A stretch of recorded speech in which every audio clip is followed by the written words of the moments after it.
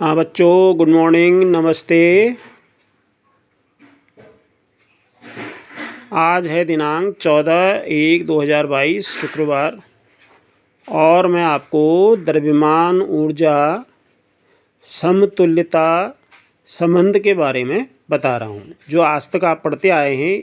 E=m×c²। इसका डेरिवेशन आपने केवल लिखा है, लेकिन आप समझ नहीं पाए हैं। वो पहली बार मैं आपको बता रहा हूँ।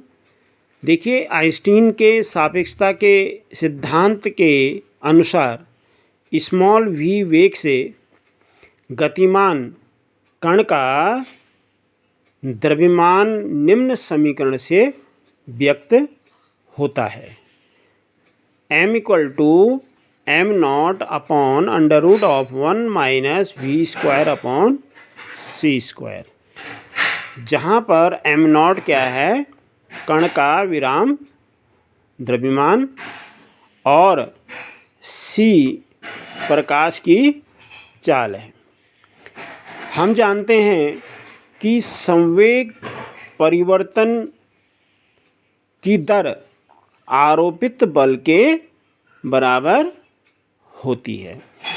तो F=d/dt ऑफ mv। mv क्या है? यह है आपका संवेग mv। तो यहाँ से, या आप कह सकते हैं इसका पार्शियल डिफरेंशिएशन आपने किया तो F आ गया m/dv/dt। मतलब एक बार m आपने बाहर कांस्टेंट ले लिया और dv/dt प्लस दूसरी बार v कांस्टेंट ले लिया dm/dt। ठीक है, ये समीकरण हो गई। अब यदि वस्तु में विस्थापन dx हो तो कृत कार्य वस्तु की गतिज ऊर्जा में वृद्धि dE के बराबर होगा। अतः dE के बराबर F/dx। तो dE के बराबर हो जाएगा m/dv/dt plus v/dm/dt into dx। अब थोड़ा सा एडजस्टमेंट है, आपने जहाँ पे dv है वहाँ पे क्या कर दिया, dx कर दिया। तो e के बराबर, dE के बराबर हो जाएगा m/dx/dt इंटू dv, यहाँ आ जाएगा, प्लस इसी प्रकार से v, तो ये हो जाएगा dx/dt और इधर आ जाएगा आपका dm। तो ये हो गया आपका m, और dx/dt आप जानते हैं v होता है, और ये हो गया dv प्लस v, फिर ये आपका जो है dx/dt फिर से v हो गया और dm हो गया। तो ये आ गया आपका m/v/dv plus v²dm, equation number 2। अब इसके बाद हम आते हैं समीकरण 1 को अवकलित करने पर। समीकरण 1 क्या है आपकी? m बराबर क्या थी, m0/(1 √(1 - v²/c²)। इसको हम अवकलित कर रहे हैं dv के रेस्पेक्ट में, v के रेस्पेक्ट में। तो dm बराबर हो गया d/dv ऑफ m0/(1 - v²/c²। तो ये हो गया आपका dm बराबर हो गया m0, कांस्टेंट क्वांटिटी बाहर आ गई, d/dv ऑफ √1 - v²/c², या m0 इक्वल टू हो गया m0 dv/dv, और इसको आप लिख सकते हैं, ऊपर चले जाएगा ये 1 - v²/c² की पावर -½ अब आप इसका डिफ्रेंशिएशन कर रहे हैं, तो इसको आप अवकलन करने पर m0 मल्टीप्लाइड बाई हो जाएगा आपका -½ आगे आ जाएगा। ठीक है, 1/-1/2, और ये हो जाएगा आपका 1 - v²/c² की पावर -½ गणित के सूत्र के अनुसार होता है। ठीक है, और फिर इसका भी आप डिफ्रेंशिएशन करेंगे आगे, मल्टीप्लाइड बाई 1 का हो गया 0 माइनस 1 अपॉन आपका कितना हो गया c, ठीक है, 1 अपॉन सी स्क्वायर, बल्कि थोड़ा गलती होगी लिखने में, ये होना चाहिए c square, 1 upon C square multiplied by 2v, क्योंकि v स्क्वायर का 2 ही हो जाएगा और dv हो गया।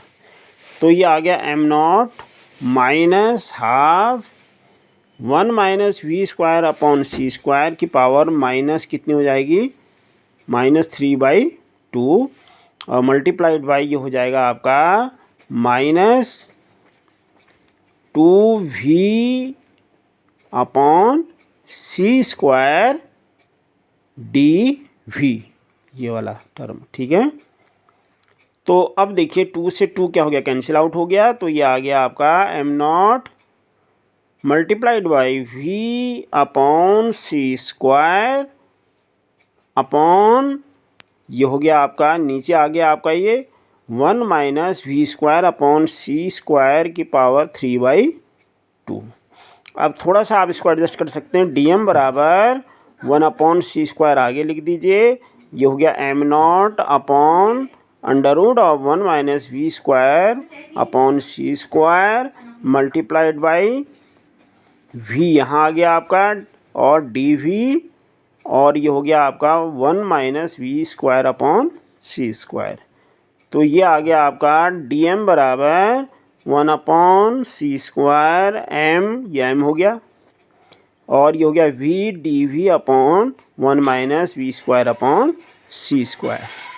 अब आगे आइए, तो डी एम बराबर हो गया आपका M V D V upon C square 1 minus V square upon C square.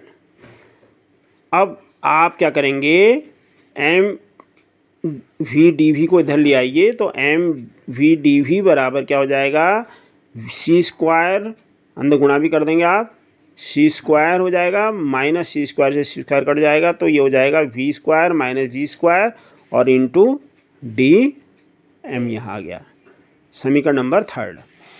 अब जो है समीकरण नंबर 3 से मान समीकरण 2 में रखने पर तो आपको क्या प्राप्त होता है, डी ई के बराबर C square minus V square into D M plus V square into D M.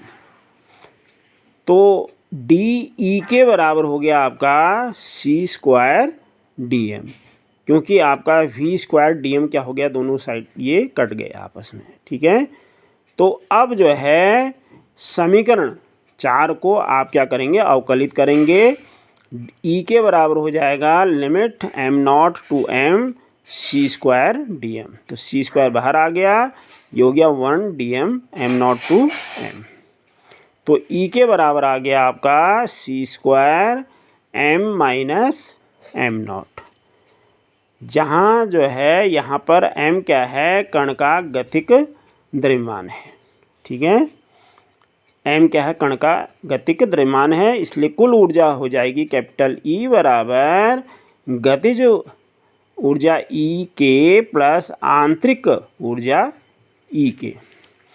तो गतिज ऊर्जा ई बराबर हो गया आपका M minus M not into C square लिखा भी आपने, और प्लस आंतरिक गति ऊर्जा होगी एम नॉट सी स्क्वायर, ये इससे कैंसिल आउट हो जाएगा। तो ई बराबर क्या आ जाएगा, एम सी स्क्वायर, जो आप आइंस्टीन का क्या है विख्यात समीकरण है। यही आइंस्टीन का द्रव्यमान ऊर्जा संबंध है। अब इस समीकरण को आप ऐसे भी लिख सकते हैं, या डेल्टा ई बराबर डेल्टा एम सी स्क्वायर, या डेल्टा एम बराबर हो गया आपका delta E upon C square. अब यहाँ पर देखिए सी का मान बहुत अधिक होता है, आप जानते हैं, इसलिए जो है द्रव्यमान में वृद्धि क्या होगी, बहुत ही कम होती है, ठीक है। ये समीकरण ये आपको समझ में आ गया हो गया। Thank you.